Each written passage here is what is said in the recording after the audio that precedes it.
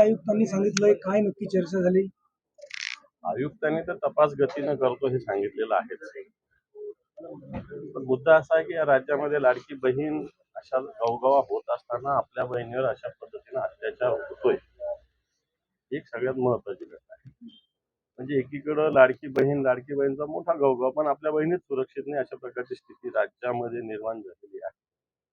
असं असताना आम्ही संघटना म्हणून निश्चित पोलिसांच्या मागे तपास लवकर व्हावा, आरोपींना लवकर अटक करावी ही मागणी होईल. या प्रोसेस पोलीस कम्प्लीटही करतील. परंतु आज राज्यामधील ज्या बहिणी आहेत, आपल्या महिला आहेत, त्यांच्यामध्ये जी असुरक्षिततेची भावना आहे त्याचं काय? कारण सरकार कायदा आणि सुव्यवस्थेच्या बाबतीत सरकार जागरूक नाही, स्पष्ट होत आहे. आम्ही त्या हेतूनं मान्य पोलीस आयुक्तांशी चर्चा केलेली. पोलीस आयुक्त काय करणार? सरकार मजबूत असलं तर सगळ्या गोष्टी मजबूत होत असतात.